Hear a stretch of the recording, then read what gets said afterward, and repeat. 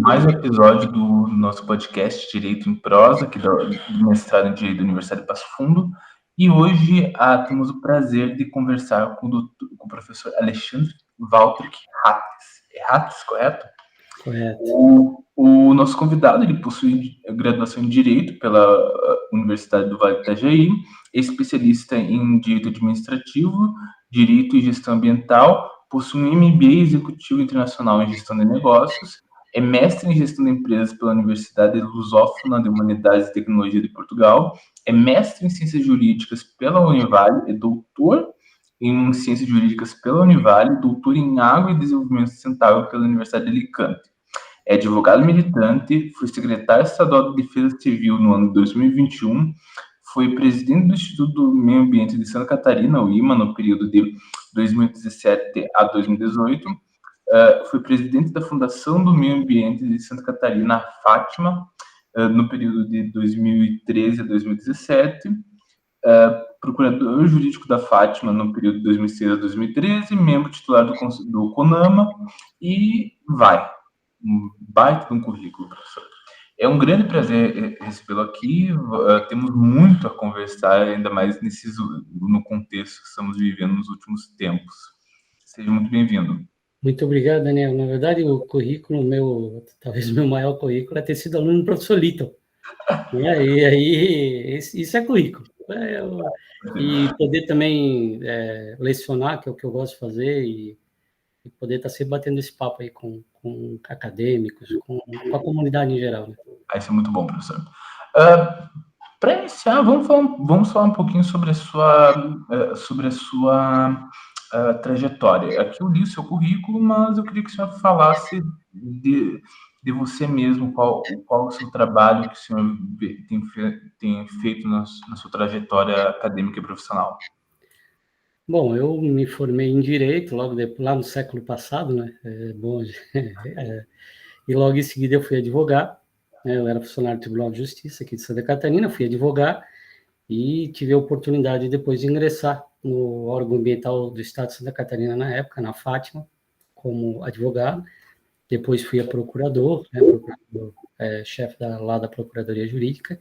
Naquela época que a gente fazia defesa com máquina de escrever ainda, né? O direito ambiental engatinhando, eu gosto sempre de lembrar, quando a gente está em aula, eu sou de uma geração que eu não tive direito ambiental na universidade. Não se falava em direito ambiental. E não faz, né, são 25 anos. Então, depois disso, o direito ambiental hoje ele é a pauta, né? É muito relevante, mas ainda não está no currículo da graduação, infelizmente. Pelo menos eu não tive. Mas aqui na nossa universidade aqui ele já consta, né? Então, assim, para ver como a vida ela não é estática, ela é dinâmica, as coisas vão acontecendo. Hoje a gente já está discutindo muito além do direito ambiental. Então, depois disso, óbvio, né, tive a oportunidade de gerir o órgão ambiental do Estado de Santa Catarina, quando ainda era Fátima. Aí a gente trabalhou num projeto de transformação de uma fundação que foi criada nos anos 70 para cuidar de um parque, e que, quando teve a pegada ambiental ali nos anos 80, ficou responsável por toda a gestão ambiental de Santa Catarina, e aí a gente conseguiu fazer a transformação dela em Instituto do Meio Ambiente, o IMA, hoje, em Santa Catarina, que é o equivalente à FIPAM, aí no Rio Grande do Sul, né? E aí depois, a gente, né, em 2018, eu voltei para a iniciativa privada, né? Achei que já tinha cumprido a minha missão no Estado. Aí tive a oportunidade de ir para a Defesa Civil como secretário, né? Num período quando a governadora aqui era a Daniela Heinz. E então, depois, né, sempre advogando, que é o que eu gosto de fazer, e lecionando. Sou professor da Univale, já uma década, e dou aula para a primeira fase, adoro dar aula para o pessoal que está chegando, também no direito ambiental um pouquinho mais à frente, né? Então a gente pega lá o começo dos acadêmicos naquela jornada, na curiosidade do que vai ser a universidade, e também já pega o pessoal querendo ir embora. Então, isso que é o bacana, essa troca na verdade, o acompanhamento, né? Você vê o aluno indo, a aluna entrando, e isso é que é o legal. E sempre debatendo as questões ambientais, que é o que nos move. Trabalho hoje com o direito ambiental. Professor, então, já que estamos falando de direito ambiental, agora acho que está bem claro para todo mundo que nós estamos vivendo a crise climática, não é mais uma questão de se ou quando, é uma questão de lidar com a realidade fática. Eu queria que o senhor começar a nossa conversa falando um pouco a respeito desse contexto de desastres climáticos e do quanto a gente vai ter que começar, e do quanto a legislação e o direito ambiental vão ter que se adaptar e qual o papel deles nesse enfrentamento. Infelizmente, o ser humano, né, a espécie humana, ela aquele ditado que a gente aprende quando é pequeno, ou a gente aprende pela dor ou pelo amor, né? E a gente teve muita oportunidade de aprender pelo amor e parece que, infelizmente, a ciência, às vezes, por vezes, a natureza ela precisa dar resposta para que a gente acredite no que a ciência já vinha falando há muito tempo, né? Acho que o que tem acontecido nos últimos tempos é essa verdadeira catástrofe, né, que está acontecendo no Rio Grande do Sul, ainda está acontecendo, né, porque as pessoas ainda estão fora das suas casas e isso já vem sendo anunciado há muito tempo. E, infelizmente, a gente passou por um período onde não se acreditava ou não se acreditava na ciência. E a ciência vem falando, temos problemas, temos problemas. Existem situações que elas são tão óbvias que não precisariam nem ter muita discussão. A gente vive num planeta, Daniel, que é uma coisa... No começo do século passado, nós éramos 2 bilhões de pessoas, 2 bilhões e pouco. E 124 anos depois, somos 8, caminhando para 9, vamos chegar a 11, alguns estudos dizem, até o final desse século. É no mesmo espaço de terra.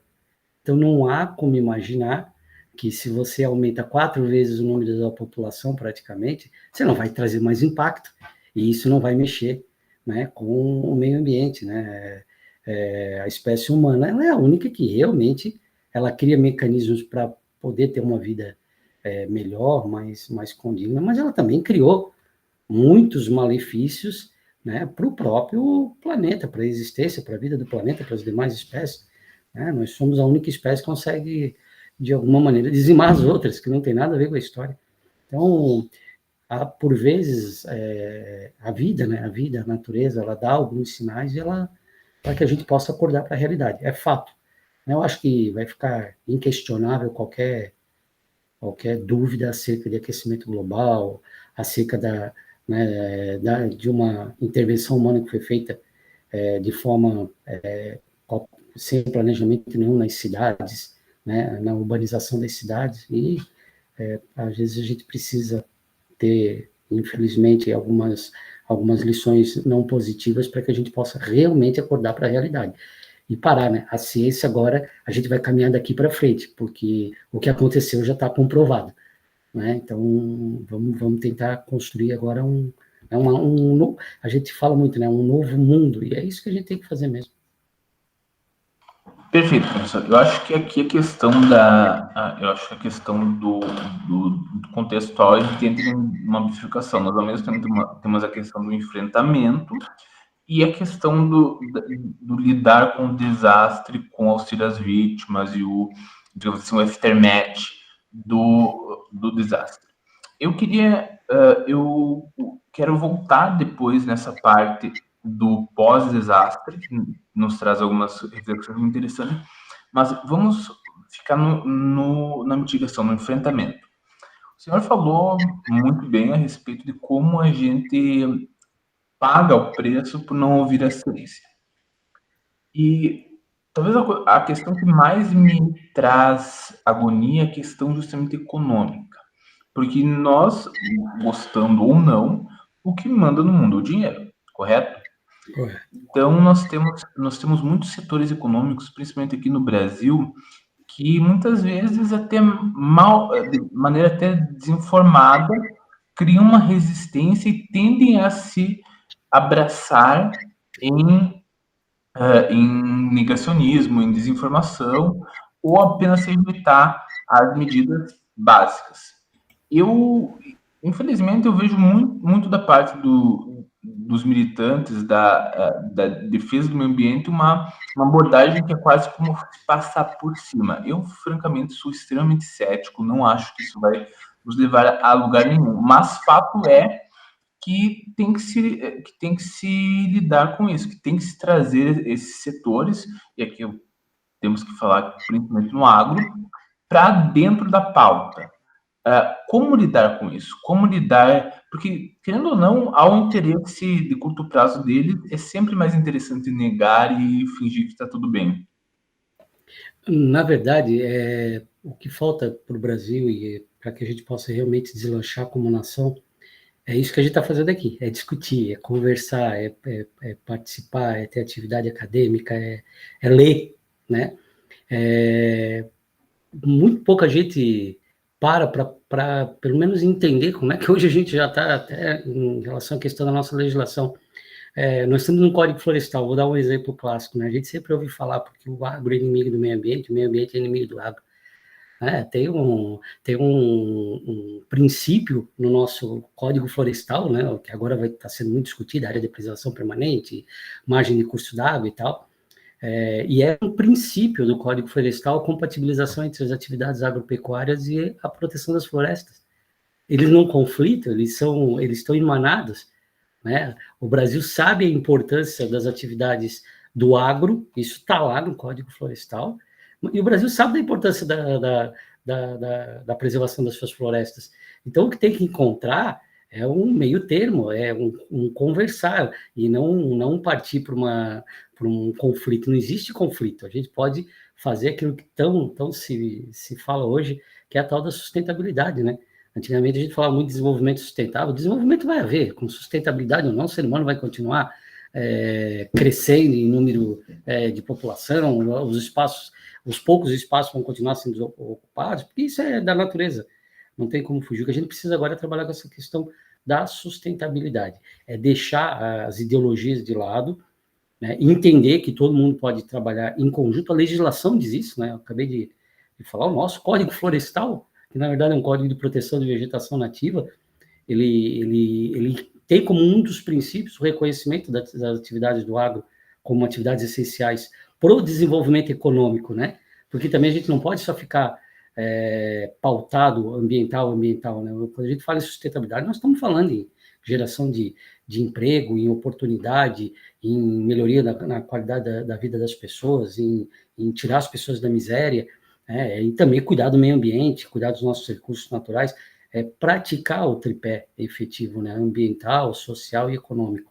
Nós não vamos cuidar do meio ambiente se a gente não gerar riqueza, nós não vamos cuidar da economia se a gente não tratar da questão social, nós não vamos tratar da questão social se não gerar economia e se não tiver recursos naturais para cuidar disso. Então, é cada vez mais discutir, colocar isso na pauta, e sem ideologias, né? Um não elimina o outro, e os dois podem trabalhar, ainda mais num país com uma riqueza tão grande do ponto de vista ambiental, do ponto de vista da cultura do agro, a nossa produção batendo recorde todos os anos aí. Então, acho que está na hora do povo parar, né, refletir um pouquinho, e esses sinais da natureza, eles vêm para isso, para que a gente caminhe daqui para frente.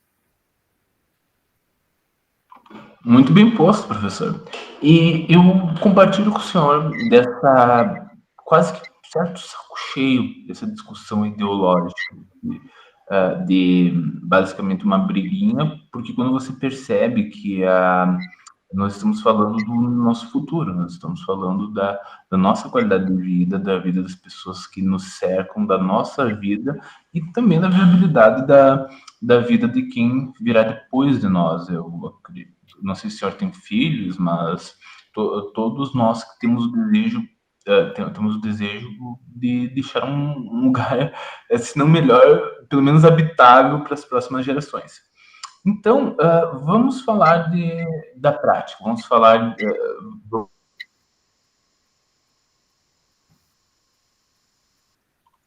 a respeito de questões de arregaçar as mangas e trabalhar. Nesse sentido, tratando de medidas concretas, nós temos o plano de transição ecológica. Não sei se o senhor está bem a par disso.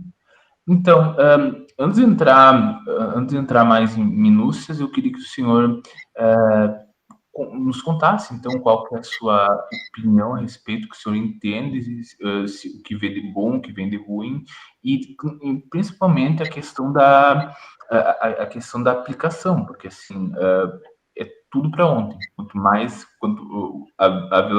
rápido possível ainda é lento demais. Até só voltar um pouquinho, né? Quando a gente fala em cuidar realmente do, do, do nosso espaço para as gerações que vão vir mais à frente, né? Eu sou pai e volto a insistir, as pessoas, às vezes, a gente tem todos os instrumentos legais e tal, e não presta muita atenção. A nossa Constituição, né, o país, quando resolveu ser um novo país, né, e com a Constituição de 88, a gente tem lá os nossos objetivos, os nossos princípios, né, a gente sabe o porquê que o Brasil queria ser o Brasil, né? Tá lá, é só ler a Constituição. E nós temos um artigo da Constituição que talvez seja um verdadeiro poema, né? Uma ode para que a gente realmente repense a vida. O artigo 225. Porque o artigo 225 diz que o meio ambiente é de todo mundo, que todo mundo tem direito a usá-lo, e que nós temos que preservá-lo para nós e para as futuras gerações. Está escrito lá. Isso é um princípio do Brasil. É um dos poucos artigos da Constituição que realmente diz assim, olha, vamos cuidar agora, mas vamos preparar para quem vem depois. Se isso aí tivesse, né, eles não têm culpa, óbvio, mas se já tivesse esse pensamento lá quando meu bisavô era vivo, né, quando a gente de repente teria hoje um cenário um pouquinho melhor. Agora, é uma obrigação enquanto brasileiro a gente cuidar da nossa casa comum para quem vem depois, né? Eu volto a insistir, está na Constituição, quer queiramos ou não, está lá, é só cumprir. Com relação à questão de transição, nós passamos por um período, principalmente na economia mundial, com a Revolução Industrial, o homem cada vez mais saindo, né, o nosso êxodo rural, as cidades se inflando, a urbanização desenfreada, não é só no Brasil, isso aí é um fenômeno mundial, e a gente precisou gerar energia, precisou gerar riqueza. E só que isso tem um preço a ser pago, né? Nós estamos agora num período em que a humanidade sabe, por exemplo, que nós vamos ter que fazer uma transição energética, né, daquilo que é fóssil para aquilo que não é fóssil, né? Nós já não temos mais espaço no planeta para que isso possa continuar. Ah, mas vamos parar com a utilização dos combustíveis fósseis de uma hora para outra? Isso não vai acontecer, né? Eu acho que tem que ser um pouquinho também, ter um pouco de bom senso, mas ainda vamos ter que trabalhar muito com essa questão né, da fossilização dos nossos recursos que geram energia, mas nós temos que caminhar, temos que dar o primeiro passo, né? Temos ainda muita reserva de petróleo, por exemplo, mas nós temos que começar a encontrar alternativas, usar essa riqueza gerada por esse tipo de combustível para que a gente possa mudar. Nós vamos ter que repensar as nossas cidades. Quando a gente fala em repensar a agenda ambiental, as nossas cidades foram edificadas de forma completamente desestruturadas, né?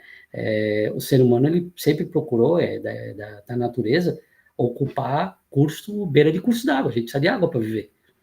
Então, como é que nós vamos agora arrumar, né? Nós estamos em algumas situações no Brasil que a gente vai ter que trocar o pneu do carro com o carro andando, né? E como é que nós vamos resolver a urbanização? Como é que nós vamos resolver, infelizmente, o fenômeno da favelização, né? As periferias que nunca tiveram estrutura? É uma nova pegada, né? A gente vai ter que arregaçar as mangas mesmo, colocar as cabeças para pensar, né? Escolher os nossos representantes que vão depois propor essas alterações legislativas que vão ser necessárias, para que a gente possa aí repensar numa mudança de matriz de produção, numa mudança de matriz de consumo, né? Nós não temos que voltar para trás, é óbvio, o ser humano ele é um caminhar para frente, mas nós já tivemos épocas na humanidade que a gente tinha um par de sapato. E quando acabava aquele, a gente tinha outro. Né? Não estou aqui defendendo, não, vamos voltar para trás. Não, não é isso. Mas hoje a gente tem 30 pares de sapato, 20 pares de sapato. O mundo nos levou a esse consumo. E esse consumo ele é necessário porque a gente precisa gerar economia, precisa gerar renda, precisa gerar recurso para custear a geração de economia, a geração de renda, a geração de recursos. Então, nós vamos ter que repensar essa nova transformação, essa mudança de matriz de desenvolvimento, ela tem que ser tem que talvez, agora sim, a realidade bateu, olha, a gente esquece, até porque a gente está vivendo um outro período muito triste, principalmente no sul do Brasil, mas a gente saiu de uma Covid, não faz 2 anos. E eu lembro que o discurso na Covid, lá quando começou, as pessoas diziam, né?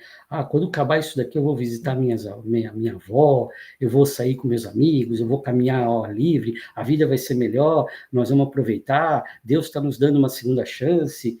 E parece que a gente esqueceu de tudo isso. Né? E não faz 2 anos.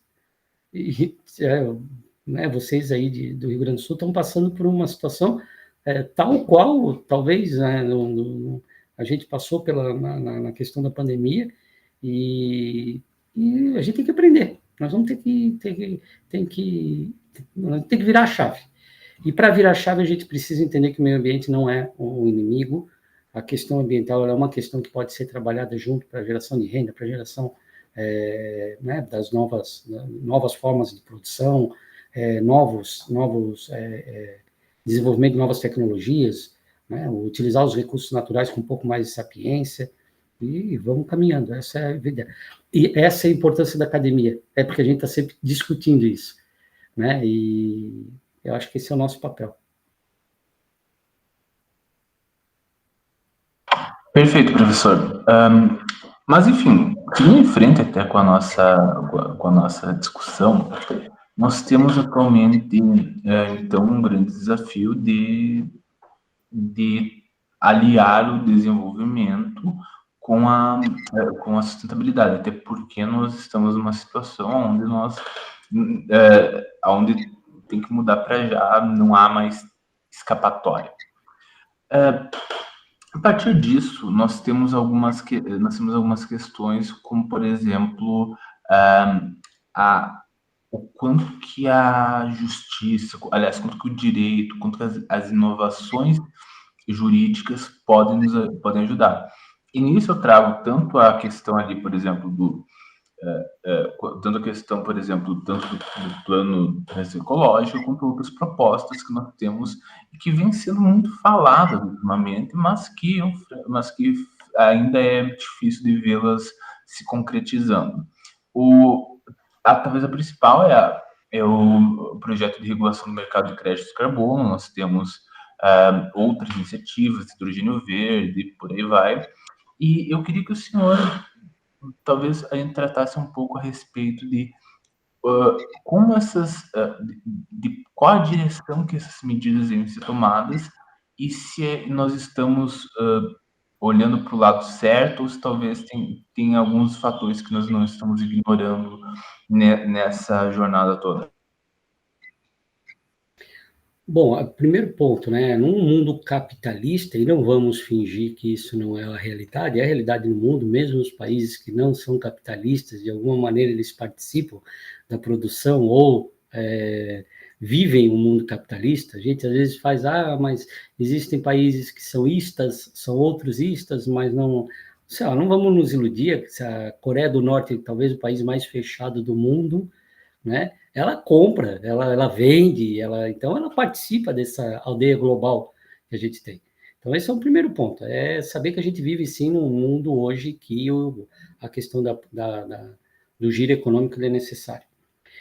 Por que é importante a gente primeiro entender isso? Porque você não vai fazer uma transição sem que você mostre para um mundo, né, para uma economia, né, globalizada, que a pessoa vai ter algum ganho com isso. A gente vai ficar só com a ideia de que, mas isso é importante para a vida, isso é uma questão muito sagrada, óbvio, mas você não vai convencer a grande parcela né, do meio econômico mundial que somente fazendo isso porque tem que fazer seria talvez uma utopia. A gente tem que fazer através dos instrumentos que o próprio direito coloca à disposição. Quando a gente incentiva, por exemplo, a criação de novas tecnologias com a menor utilização de recursos naturais, você tem que dar um incentivo. As mudanças, elas demoram, né, por vezes, acontecer, porque faz parte, e às vezes elas são custosas, as pessoas não querem, né, gastar, elas precisam ser incentivadas a isso. Né? Hoje a gente tem, por exemplo, produção de tomate sem uso de de defensivos, só que ele é mais caro. Por que você ainda utiliza, né, compra tomates que utilizam defensivos agrícolas? Porque eles são mais baratos. Então, qual é o papel do Estado? Qual é o papel do direito? É criar os incentivos que a Constituição coloca, inclusive, né? Todos os tipos de incentivo, diminuição de impostos, tributação ecológica, né? Melhor justiça tributária, quem produz com menor utilização de recursos naturais, no Brasil, infelizmente, paga a mesma coisa que quem não produz. Então, qual é o estímulo que as pessoas vão ter para fazer essa guinada? É o Estado que tem que fazer isso, já que nós apostamos todas as nossas fichas do Estado, né? Esse Estado moderno que acabou abraçando tudo. Virou lá o Leviatã, né? Literalmente o Leviatã. Está com braço em tudo quanto é lugar. Já que a gente apostou nele, é ele que vai ter que dar a resposta, né? E a resposta é incentivar, ser o principal artífice numa transformação. Se o Estado não dá o exemplo, as pessoas não vão, né? Porque o ser humano ele está sendo acostumado a viver num mundo onde o consumo está aí, a gente a todo momento está sendo levado a consumir. Então é o Estado que vai ter que fazer isso. O direito já tem respostas, a Constituição diz isso, a Constituição prega essa distribuição igualitária, né? O nosso país tem alguns preceitos que né, fazem parte do nosso contexto, dignidade da pessoa humana, né?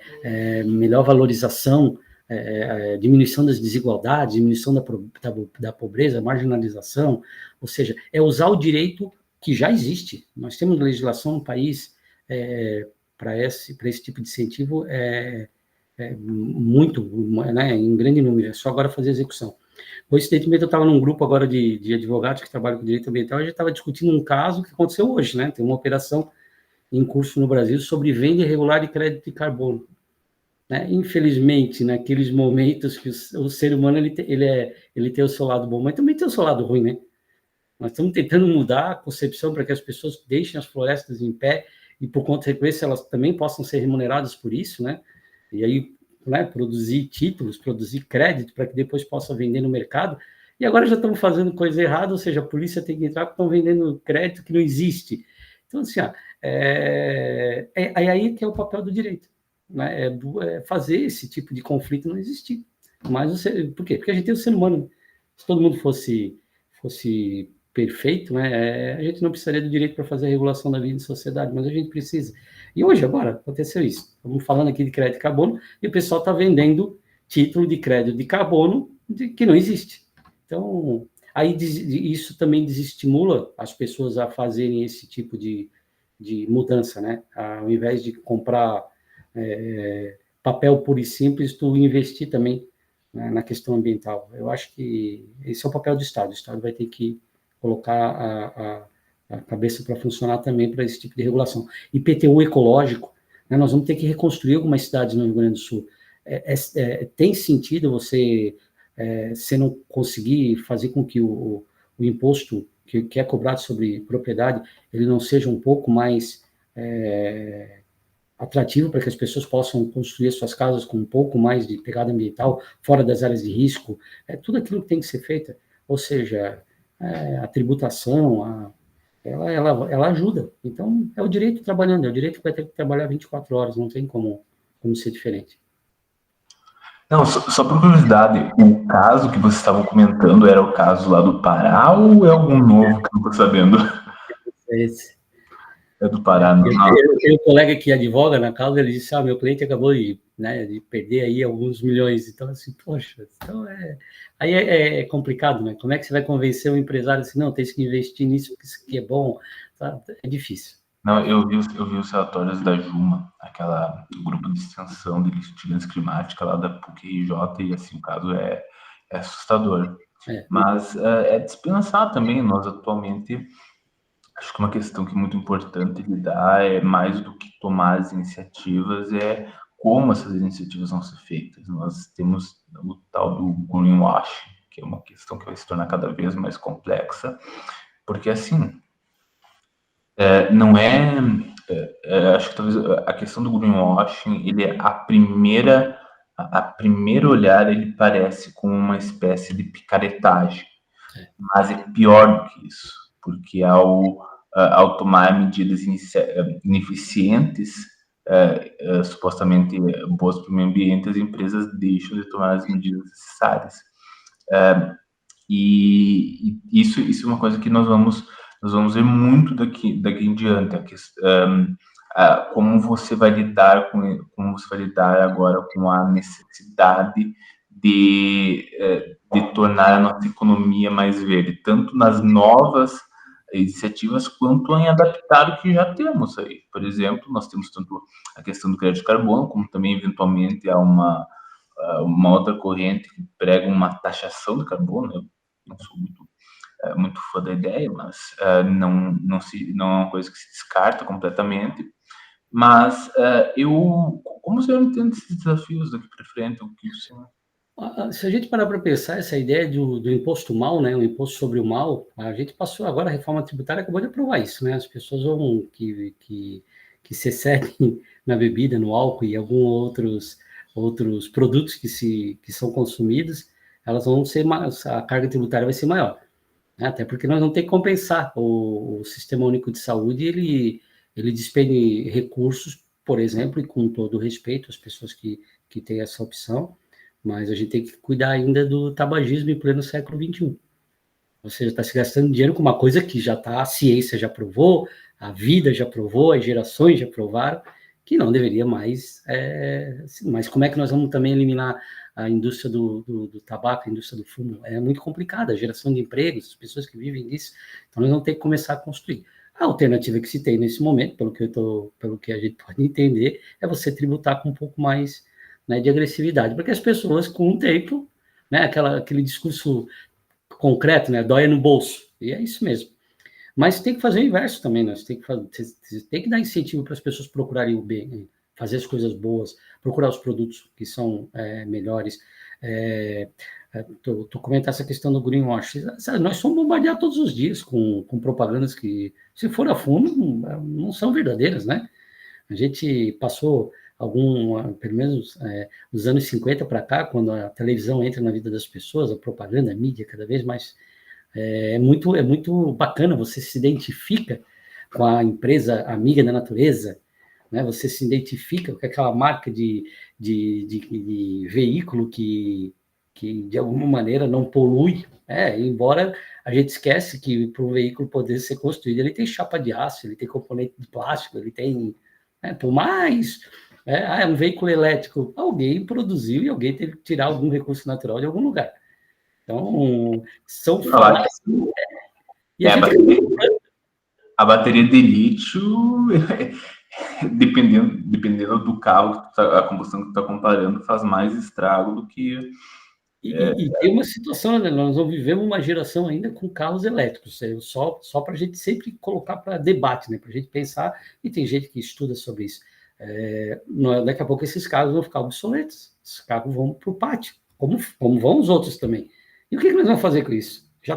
O mundo já está preparado para receber, para fazer a reciclagem dessas baterias, essas grandes baterias, né? A gente está preparado? Nós não temos uma geração, por exemplo, que já nasceu, viveu e morreu com o uso do celular.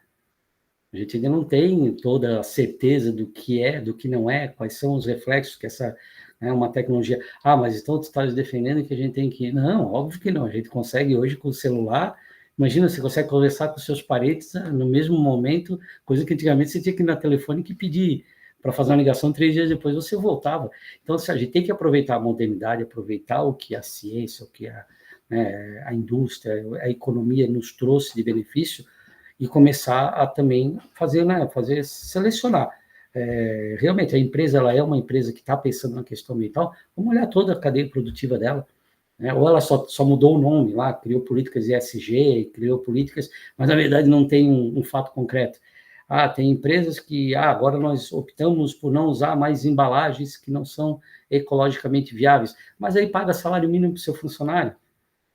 Então, é isso, né? A gente tem que acordar para algumas realidades, aquelas famosas marcas que vendem, que as pessoas querem, né? Infelizmente, a gente acredita que ter sucesso, por vezes, é adquirir um produto de uma marca famosa, e a gente faz isso, todo mundo faz, né? Eu não sou diferente. Mas a gente tem que ter a realidade, tem que saber o seguinte, às vezes por trás de um produto desse de uma marca famosa, a gente tem lá um trabalho que não deveria estar acontecendo, a gente tem lá uma forma de utilização de recursos naturais que é equivocada. Então, é isso que a gente tem que debater. O que é bom hoje é que a gente vive num mundo onde esse tipo de debate deveria ser o mais... ele é mais facilitado, né? Hoje o que acontece do outro lado do planeta, a gente fica sabendo aqui no mesmo momento. Então, a gente tem que aproveitar esses espaços para a gente discutir e de realmente repensar, inclusive, o papel. Né?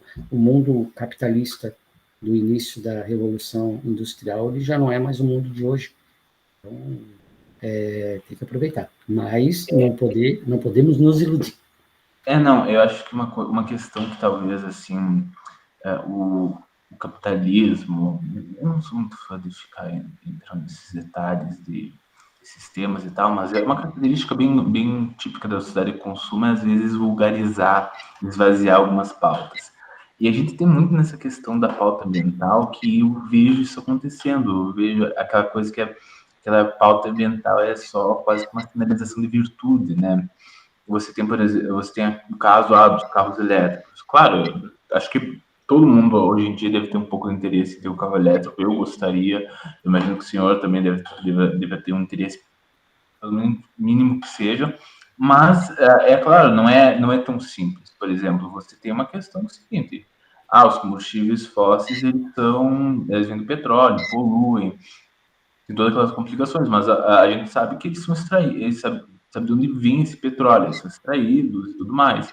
Agora, e as minas de lítio? Aí é complicado, sabe? Não adianta você salvar. Porque assim, quando a gente fala de salvar o planeta, não é em salvar o planeta propriamente dito, em nos salvar, porque o planeta vai ficar aqui de qualquer forma. Mas quando a gente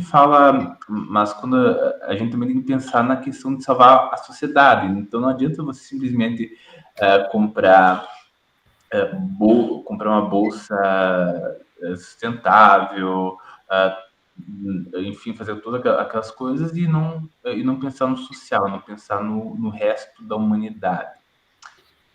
Nós temos que prolongar a vida da nossa espécie. Essa que é como uma das... Né, a ciência fala, nós somos 8 milhões de espécies, 4 milhões e meio já catalogadas, tem mais uma, né, quase a metade disso ainda não foi catalogada, mas a ciência sabe que existe, e nós somos uma delas, né?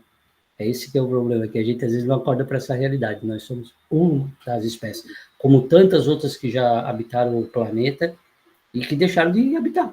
Né? Então, só que nós somos aquela que chegou mais rápido no topo da cadeia, né? Então, tem que tomar cuidado. Mas assim, falando justamente, puxando o gancho agora a respeito de salvar os nossos comuns, salvar a nossa espécie, nós temos um problemaço agora no Rio Grande do Sul. Nós temos 40% do estado afetado, basicamente, são quase 2 milhões de pessoas que de alguma forma foram atingidas em maior ou menor grau pelas inundações. Nós temos agora, pelo menos, não sei números desse momento, de 5 de junho, mas no pico do caos em todo, nós tínhamos cerca de 400 mil desabrigados. Nós temos cidades completamente destruídas, como, por exemplo, o Dourado do Sul. A gente fala muito de Mussum e Rocaçalhas, porque elas são bem emblemáticas, mas assim, são quase vilarejos. Eldorado do Sul é uma cidade enorme, é uma cidade metropolitana de Porto Alegre, é uma cidade industrial, uma cidade relativamente rica também, e que foi dizimada. Não existe mais a cidade de Eldorado, praticamente. Nós temos que pensar agora a respeito de como lidar com os atingidos. Nós temos a primeira discussão que vem a respeito é sobre e aí, vamos voltar lá para Roca Salles, vamos reconstruir tudo de novo. Aí vai chegar de setembro, outubro, novembro, época de chuvas de novo, e vai acontecer a mesma coisa. Vale a pena reconstruir esses locais? E Porto Alegre? Ok, uma coisa é tu falar de uma cidade pequena, de 5 mil habitantes, nós estamos falando de uma metrópole. A cidade tem 1.200.000, a região metropolitana tem quase 3 milhões. Tem toda uma discussão a respeito da estrutura, derruba, não derruba o muro da Mauá, a questão da gestão da prefeitura aqui, sem entrar em discussão políticas, mas eu acho que ninguém, essa altura do campeonato, consegue elogiar o que foi feito nos últimos anos pela prefeitura de Porto Alegre, não só pela atual, isso faz muito tempo. Como lidar com as cidades daqui em diante? Será que a gente vai ter que remover as pessoas? Como remover? Porque não é tão simples assim, não adianta simplesmente achar que é mandar todo mundo botar as coisas numa mala e ir para outro lugar, porque não é tão simples assim. Como lidar com esses desafios aqui para frente dos atingidos? O primeiro ponto é colocar aquilo que a gente tem de melhor, né, a excelência, as cabeças pensantes para pensar. Não tem como, não existe, ou será muito, muito triste se a gente cometer os mesmos erros que foram cometidos. As cidades não tem que ser, principalmente as cidades que foram atingidas com mais severidade, não tem que ser repensadas, né? A sua ocupação vai ter que ser repensada. Aquilo que a gente nunca fez, né, que foi planejar, nós vamos ter que planejar.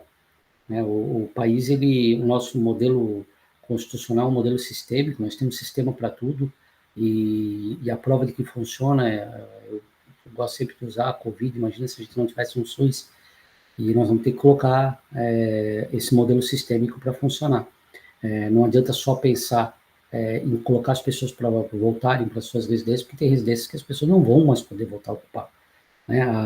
A partir do momento que existiu um evento como esse, será quase que um crime se um governante deixar a pessoa voltar para onde ela está. Né? No mínimo, ele vai ser um copartícipe de um futuro, né? Se acontecer uma nova tragédia.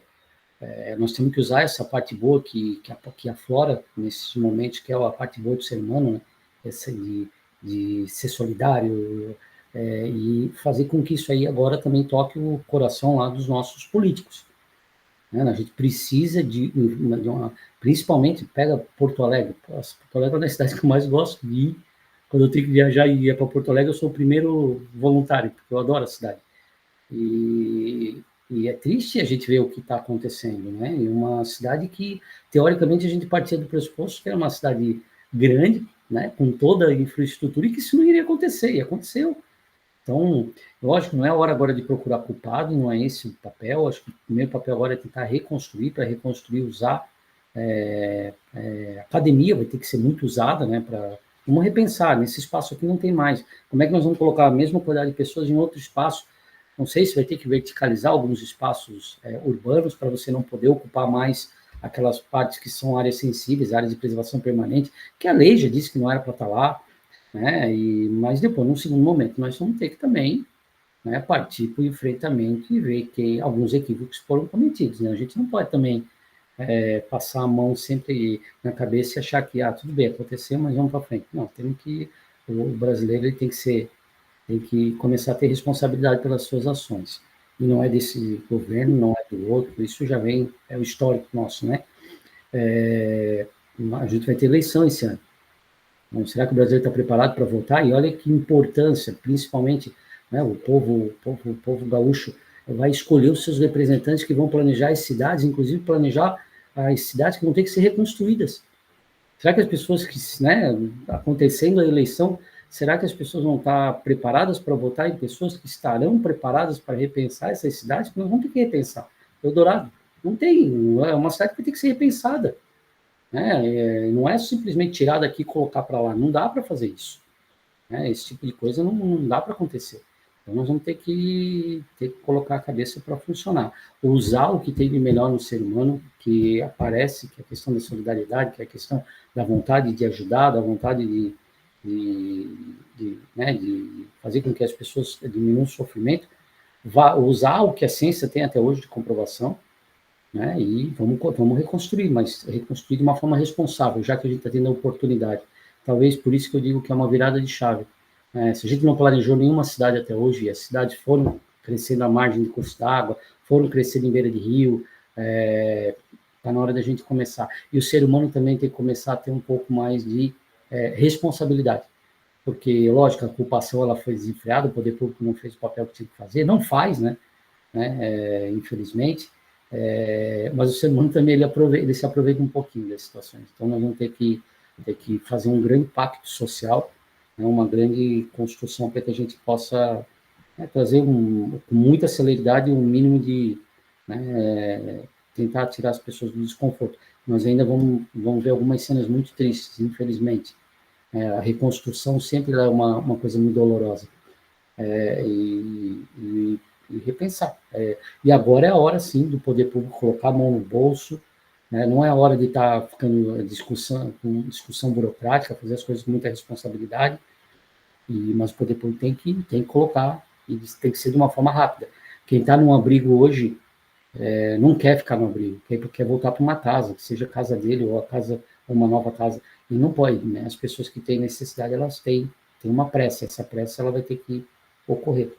Acho que esse é o momento agora da gente já começar a planejar, aproveitar, infelizmente, o que aconteceu e repensar as nossas cidades aí, porque Porto Alegre é o exemplo clássico, né? Uma cidade rica, do ponto de vista, né, uma metrópole, e que não é só ela, a gente tem outros exemplos no mundo aí também que acontece isso. Eu concordo plenamente com o senhor, mas aqui pensando, tem vários pontos que eu quero retornar a respeito da sua fala, mas voltando do princípio. Eu concordo com o senhor quando diz que tem que ter cuidado no momento de ficar apontando dedos e tudo mais, e eu sempre defendi isso. Agora, acho que passado o pior de todo o problema, nós estamos numa situação que eu me pergunto se talvez não esteja na hora de a gente começar assim, a olhar para algumas coisas.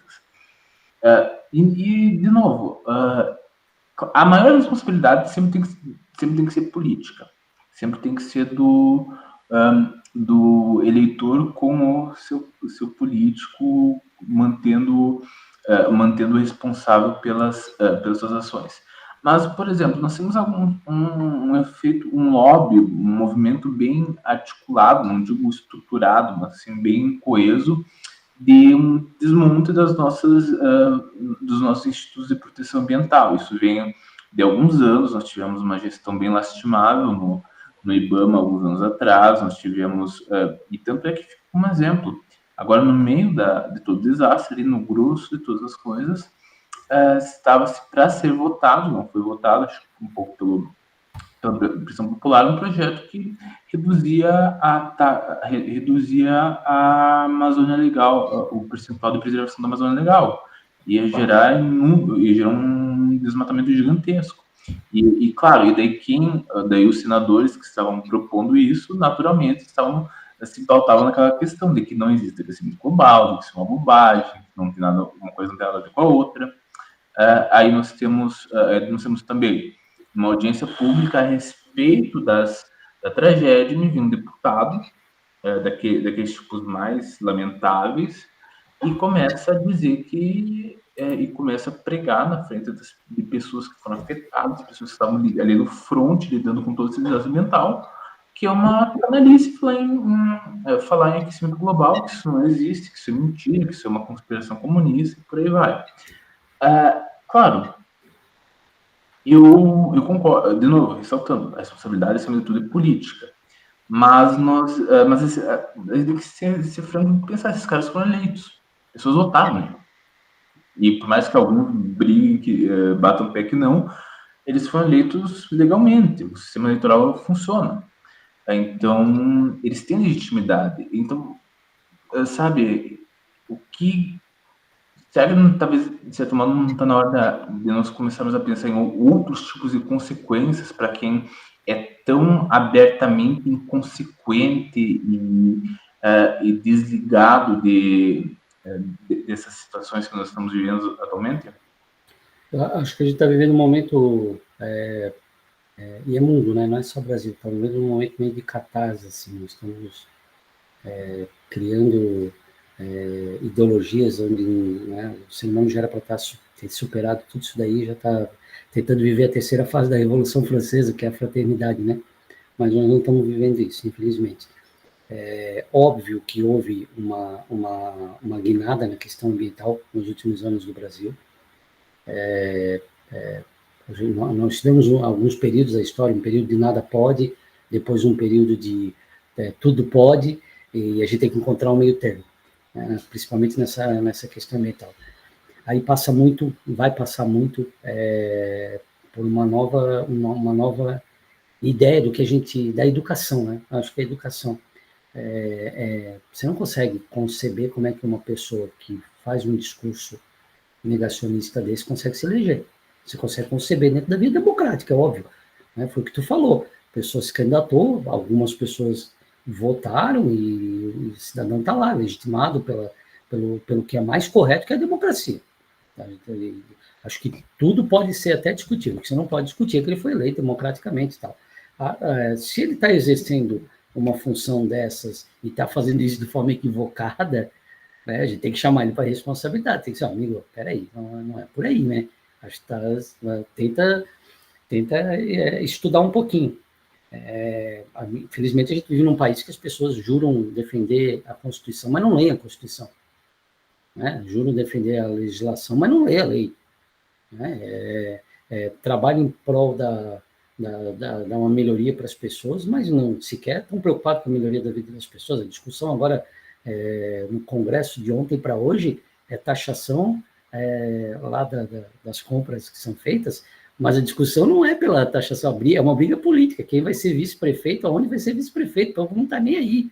Então a gente sai da discussão que deveria ser uma discussão, isso é importante para a questão da produção nacional, isso não é importante, nós vamos poder usar, as pessoas têm que ter acesso a esse tipo de bem de consumo, mas a discussão, pelo que a gente está percebendo na mídia aí agora, que o senador está brigando contra o senador e pouco importa, né? E aí quem tem o poder, eu vou pautar, não vou pautar, umas coisas assim que... Não, isso é bem evidente, até porque é uma questão até séria, bem importante, a respeito de protecionismo versus liberdade de mercado e tudo mais. E daí tu vê que o que deveria ser um debate real vira aquela chincalhação. E essa chincalhação fica mais clara quando você pega senadores que a vida inteira defenderam e pautaram, digamos assim, por exemplo, que a vida inteira foram protecionistas, falavam em proteger a indústria, agora querendo isentar impostos de importações. Então, e daí o contrário também, gente que o tempo todo foi super aberto o mercado e agora quer fechar tudo. E tu vê que não é sobre isso, é sobre... E na verdade, né, nessa pauta específica de ontem para hoje, o que a gente está percebendo é uma briga pela prefeitura lá de alguma cidade lá de Alagoas, uma coisa meio esdrúxula, meio surreal, assim, a discussão sai do foco. Dois ali que são muito poderosos e misturam questão local com federal. É aquela coisa, é nesse momento que a gente percebe que Churchill estava certo quando disse que não é que a democracia é o melhor sistema, é que é o menos pior. O menos pior, a gente não tem outro, né? Pelo menos é o que sobreviveu e o que está aí até hoje. Mas nós temos que sempre perpetuar, fazendo com que ela continue. A gente não pode, de nenhuma maneira, abrir mão, até porque, se abrir mão, a gente cai em outros tipos de regimes que não são bacanas. O que a gente tem que entender, eu acho que aí é o papel, né? Quem está na academia, quem tem essa oportunidade que a gente tem que estar debatendo, forma opinião. E, normalmente, as pessoas param para ouvir quem forma opinião. Então, a gente tem que cada vez mais dizer, olha, tenha cuidado na hora de eleger. Nós vamos ter uma eleição muito séria. Às vezes a gente dá, não, a eleição boa no Brasil é a eleição para presidente, Não, a eleição boa é a eleição para o vereador. A eleição boa é a eleição para o prefeito. Você mora na cidade. Você não mora. O Estado é uma ficção, a União é uma ficção. A gente não toca na União, a gente não toca no Estado. A gente mora, vive, trabalha, cria os filhos, tem perspectiva, sonha, tem lazer, não tem lazer, sofre. A gente mora na cidade. E aí, quando o cidadão for bater na porta de alguém para pedir voto, o cidadão for bater, você tem que perguntar qual é a tua perspectiva. A gente tem um caminho hoje que é muito pouco explorado, né? As Nações Unidas estudaram todos os problemas e as mazelas do mundo, criaram as ODS, lá tem métodos, tem meios, tem modelos de como você alcançar lá os Objetivos de Desenvolvimento Sustentável, e você não vê ninguém falando sobre isso. Nós temos lá uma ODS 11, cidades inteligentes, cidades sustentáveis, mas não tem que aplicar agora na reconstrução da cidade. Tem que aplicar. Como é que nós vamos fazer? Está escrito lá. É só usar aquilo ali, porque aquilo ali são modelos que em algum lugar já tiveram experiências bem-sucedidas. Isso foi estudado, isso, né, se gastou recurso humano para fazer.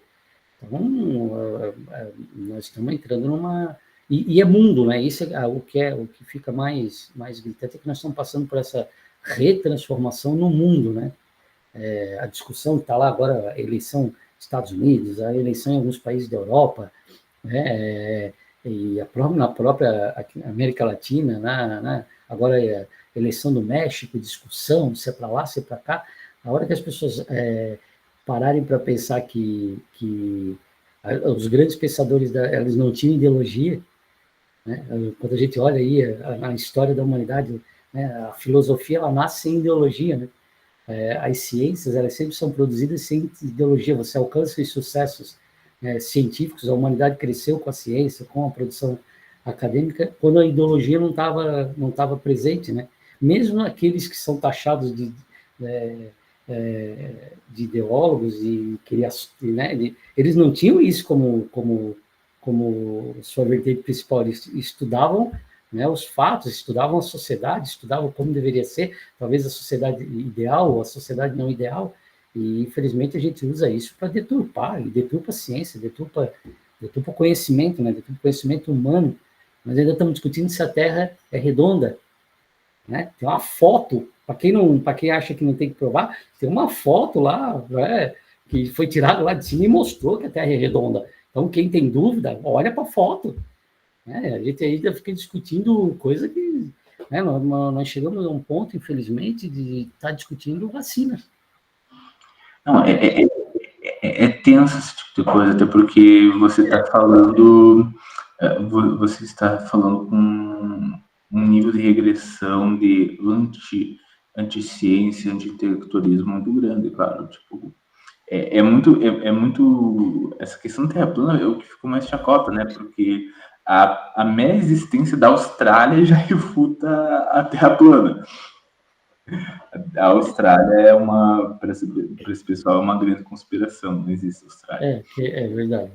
Mas assim, sabe o que é importante? A gente também, talvez parar mas não, tentar voltar a conversar. Porque nós passamos nos últimos 2, 3, 4 anos, a gente se cansa, chega uma hora que a gente se cansa, né?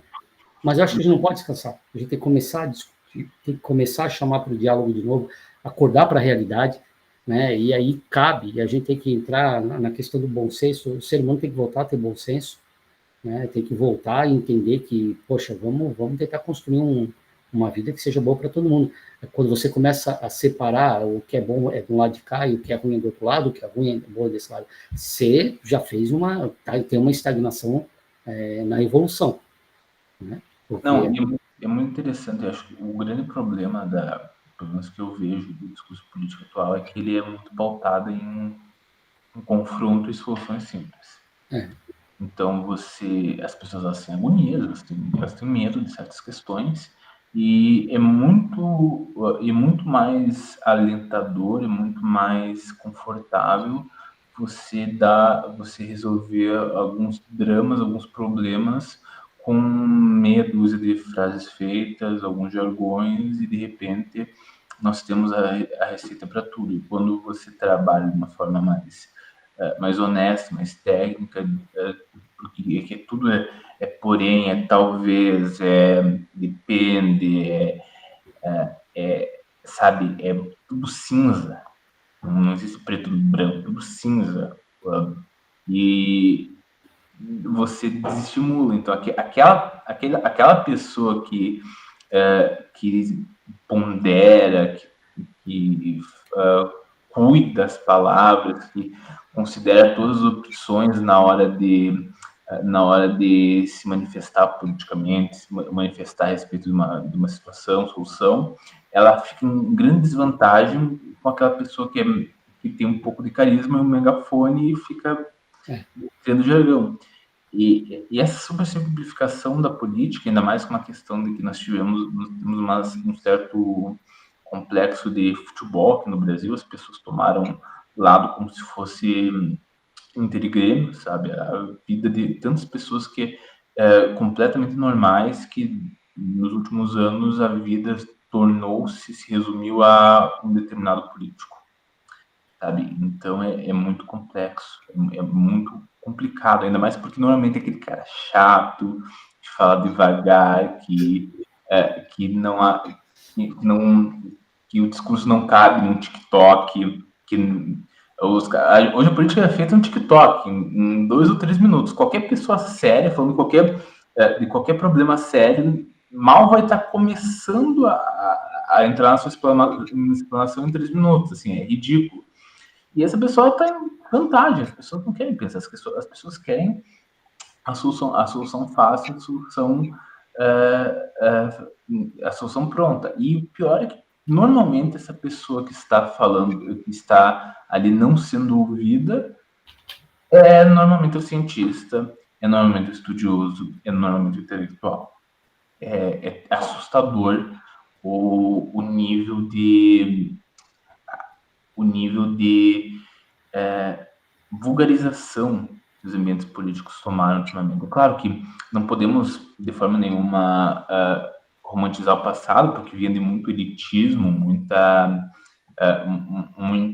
uma certa aristocracia que era inacessível para o povo, mas a gente parece que agora nós estamos vivendo o exato oposto, onde as coisas elas se tornaram assim, não democráticas demais, mas, sabe, vulgares demais. E as pessoas, elas se passam, infelizmente, né? Estão se passando e se passando. As pessoas estão esquecendo que do outro lado tem uma pessoa igual a ela. E por conta disso, as ofensas parece que deixaram de ser ofensas, o passar dos limites parece que deixou de passar do limite. Os debates, eles acabam ficando só no... Nós estamos esses últimos dias tem duas figuras nacionais que estão pautando, por exemplo, uma discussão que tem que ser travada sobre a questão de terrenos de marinha. Aí, ao invés de a gente estar discutindo realmente a PEC, discutindo o que é um terreno de marinha, isso tem a ver com a questão ambiental, se não tem alguém, aí eu sempre pergunto, você já parou para ler a PEC? Poxa, vai lá ler, não está se falando nisso, não está se falando naquilo, é uma questão de domínio, puro domínio, e nós estamos pautados aí há 2, 3 dias no Brasil, na briga entre duas pessoas por meio de rede social. Aí, assim, que mundo que a gente está vivendo, né? Ao invés de a gente estar discutindo isso do ponto de vista da legalidade, do ambiental, do que é patrimônio, do que não é patrimônio, da situação das pessoas que vivem, né, nesses terrenos, a gente está pautado numa discussão entre duas figuras que têm não sei quantos milhões de seguidores e que qualquer bobagem que falam, polemiza. E aí, ao invés de a gente estar na pauta séria, nós estamos discutindo. É uma coisa meio surreal, assim, não sei se nós estamos beirando a falência aí da sociedade, mas a gente tem que recompor isso aí, a gente tem que reconstruir. A gente tem que fazer com que as pessoas realmente acordem para a discussão séria, sadia. Nós estamos num momento, bom, quero deixar isso bem, nós estamos num momento, principalmente no sul do Brasil, de reentendimento da nossa vida em sociedade, porque as pessoas estão sofrendo, as pessoas vão sofrendo por bastante tempo, infelizmente, e a gente não pode ficar discutindo coisas que não vão levar a nada, não tem sentido. E isso aí, você criar um mal-estar com a ciência, a ciência não é produzida num dia. Nós estamos aí com algumas centenas de anos aí de conhecimento para chegar onde a gente chegou. Então, o pessoal tem que começar a se ligar um pouco. E é interessante também como essa mesma dinâmica ela se aplica, como naturalmente seria a questão ambiental, a questão climática. É aquela coisa, soluções fáceis contra soluções difíceis. Nós estamos falando aqui, como nós vamos lidar com o aquecimento global. Tu vai lá, tem uma lista de coisas, transição energética, iniciativas de incentivo, isso, aquilo, cada contexto é um lugar diferente, cada país uma coisa diferente.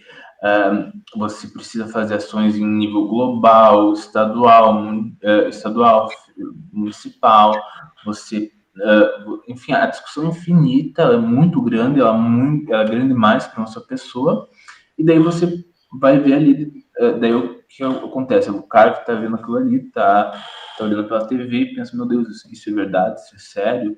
Ele não vai, infelizmente, ele não vai ser a pessoa que vai ter a calma e a ponderação de analisar esses aspectos detalhadamente. Ele vai, ou quando de um lado vai ter um louco que vai gritar, vai dizer que não, isso não existe, isso é tudo uma conspiração do comunista que quer ir tomar tua casa, e do outro lado vai ter algum histriônico dizendo bota fogo em tudo, destrói as empresas, toma as terras de todo mundo e está resolvido o problema. E daí quem é sério, quem está tentando realmente fazer alguma coisa, fica apagado, sabe? Então, e isso que cansa. Eu acho que a maior parte do resto da população que ainda é dominada pelo bom senso, seja mais guiado para a esquerda, mais para a direita, eu acho que está todo mundo cansado desse hospício a céu aberto que virou o debate público, sabe? Então, e o que é pior, porque daí a gente se cansa, a gente se retrai mais ainda e daí fica cada vez mais dominado por esse tipo de discurso. Assim, a gente tem que parar com essa ideia também de querer separar direita, esquerda, esquerda. Puxa, eu acho que todo mundo tem um viés de esquerda, todo mundo tem um viés de direita, o ser humano tem por si só. Né? Ninguém quer ver, a gente quer que melhore a vida para todo mundo, a gente não quer ver pobreza, né? A gente quer que as pessoas tenham acesso aos bens né, produzidos, a gente quer que haja uma melhor distribuição de renda, mas a gente também quer que as famílias, né, sejam as novas famílias, as famílias que a vida, as novas formatações de famílias, que elas sejam felizes. A gente também quer que né, as pessoas que tenham as suas religiões que sejam respeitadas e que possam, independente da sua profissão de fé, que possam exercitar o seu credo da melhor maneira possível, porque aquilo é um ganho de humanidade, né? A gente acabou com a história das religiões únicas, né? Não é porque o meu Deus é diferente do Deus de alguém que eu sou inimigo dela, né? Deus é Deus e está aí para todo mundo. E todo mundo quer que as coisas aconteçam. A gente quer preservar o Estado, a gente quer preservar a pátria, a gente quer preservar, né, os nossos símbolos, a gente quer ter né, quer fazer com que as pessoas tenham, todo mundo quer. Então, essa história que eu sou conservador, eu sou o que eu sou, né? E acho que é isso que é importante. Na verdade, nós somos aquilo que os nossos antepassados construíram e que, né, que nós vamos deixar para quem vem depois. Então, essa história da ideologia está muito carregada, está muito. A gente tem que começar a repensar. Eu gosto muito né, eu vi é um modelo que a gente tem que ter, lembrar que talvez o grande profeta da história da humanidade, né, o Cristo, quando ele morreu, ele estava no meio, né? E entre eles, dos dois lados, seja da esquerda, seja da direita, eu não preciso dizer quem é que estava, né? As duas figuras, eram dois ladrões, um deles até se arrependeu e disse, olha, nós ainda temos razão de estar aqui, ele não tem. Né? Então, é isso que as pessoas têm que acordar. Não estou aqui falando de dizer que o modelo ideal é o modelo de centro, né? Mas o modelo ideal da vida é o modelo onde a gente consegue encontrar o equilíbrio. Mas esse nível de coesão social, de debate político sério, eu acho que ele é fundamental para o enfrentamento da questão ambiental. Não adianta a gente achar que nós temos um desafio de nível existencial, é a nossa existência como seres humanos, é global, porque não tem diferenciação isso acontece no país, isso não acontece no outro. Não dá para nós acreditarmos que esse debate ele vai ocorrer de uma forma produtiva e vai chegar a algum lugar relevante se nós continuarmos nesse tipo de discussão, nesse tipo de comportamento político que a gente vê, e que fique claro, não é só do Brasil, acho que é uma consequência natural da proliferação da internet, que virou essa grande praça pública e é que a gente ainda está aprendendo a lidar com ela. E eu não tenho a menor dúvida que a internet levou a um certo nível de radicalização em muitos lugares, inclusive no Brasil, mas isso que o senhor falou a respeito de ninguém é de direita, ninguém de esquerda, o que é bem verdade. Às vezes a pessoa, por exemplo, uma pessoa que nasceu num berço muito católico, por exemplo, ela vai ser extremamente progressista do ponto de vista econômico, porque tem toda aquela coisa dos pobres e de que um rico não passa pela é mais fácil o camelo passar por uma agulha que o rico está no reino dos céus, toda aquela questão de justiça social, mas em compensação a pessoa vai ser ela vai ser bem mais restritiva com questões e costumes, com sexualidade, com aborto, por exemplo, e essas nuances, elas são parte da vida. Eu acho que todo mundo tem um pouco disso, não tem problema. O que me deixa, às vezes, quase que aterrorizado é a possibilidade de que talvez isso esteja mudando. Talvez agora nós tenhamos existindo pessoas que, de fato, são ideologias, que, de fato, compraram toda uma caixinha e transformaram a sua vida, a sua ideia de existência dentro daquela concepção específica de mundo. E isso é um problemaço, porque se isso se materializar, você vai ter que a convivência em sociedade fica inviável. Nós teremos que criar ter um país para cada ideologia, sabe? Aí é onde o direito entra, né? Se para conter os excessos, para poder fazer a regulação da vida em sociedade, e aí na questão ambiental, nós já sabemos que nós somos os grandes responsáveis por tudo que está acontecendo, não é a natureza que é responsável, né? A gente acorda para a realidade ambiental depois que nós chegamos no clímax da produção humana, né? Quando a gente inventa uma bomba atômica, dali para frente a gente diz, opa, peraí, nós enquanto espécie não podemos acabar com a nossa espécie, com a espécie dos outros também. Então vamos ver o que está acontecendo. E aí tem a pegada ambiental, né? E a gente sabe que isso hoje faz parte, a gente já tem essa lógica. E a gente estava numa crescente desse conhecimento humano e tal, óbvio, passando por um período que nada podia, agora estava assim, tentando encontrar um equilíbrio, mas o pessoal está levando isso para um lado de briga, de confronto, e que não é isso. Meio ambiente é vida, meio ambiente é fazer com que as pessoas possam, né, exercitar a sua vida, né, a possibilidade que nós temos hoje, a gente vive muito mais do que vivia antigamente, é ganho da humanidade, né, os direitos humanos, os direitos sociais, nós podemos estar aqui hoje conversando, né, isso é um ganho da humanidade. Né? Hoje não tem mais, por mais que a gente tenha lá os nossos países, mas o mundo hoje ele não nem mais global, ele é transnacional. A internet é de todo mundo, a internet não é de ninguém. Então, o direito hoje é um direito que tem que ser repensado para uma coisa muito... Né? Daqui a pouco nós vamos para Marte, daqui a pouco nós vamos para a Lua, qual é o direito que nós vamos usar lá? Nós vamos ter que reconstruir. Nós vamos ter Inclusive, essa questão de direito ao meio ambiente que o senhor falou realmente uma questão que, se tu olha de um ponto de vista filosófico, muito bonita, a ideia de um direito que ele é mais do que coletivo, ele é transgeracional. Ele pertence a nós que estamos aqui e aqueles que estarão aqui. Então, olha que bonito essa ideia, essa concepção, e acho que às vezes talvez uma grande questão da academia é falhar em fazer o público em geral entender. Isso, é sair, né? É quebrar sair dos muros. Às vezes a gente trabalha com pesquisa, a gente fica muito dentro do nosso mundo, né? E a gente tem que produzir ciência para que a humanidade de alguma maneira aproveite, né? Então, eu acho que essa é a nossa possibilidade de discussão, demonstrar que a questão ambiental é uma questão que vai perpassar gerações.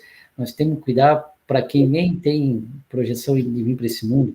A gente tem que cuidar desse mundo e dos outros mundos que daqui a 200 anos nós vamos estar aí alcançando, chegando.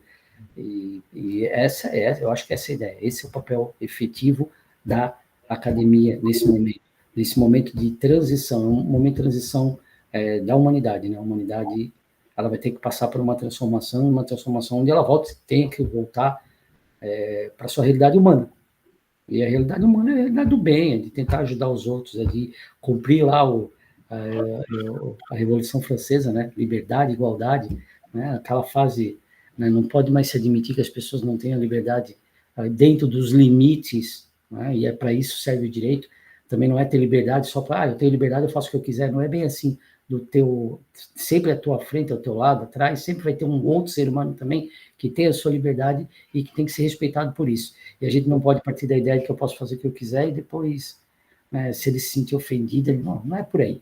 Né? A gente tem que trabalhar com a questão da igualdade, e quando a gente fala em sustentabilidade, é isso. É você trabalhar com a possibilidade da questão, né, da liberdade, a questão da igualdade, né, não se discutir mais aquilo que é tão óbvio. As pessoas, elas vêm para a nossa existência, elas só tem um propósito, e é um propósito, não são dois. A pessoa vem para cá para ser feliz. Né? Esse é o propósito. Mas tem gente que vai ter mais opções de vida, vai ter um pouco mais de riqueza, outros não vão ter. Mas o objetivo final é tu olhar lá no último dia, olhar para trás e dizer, valeu a pena.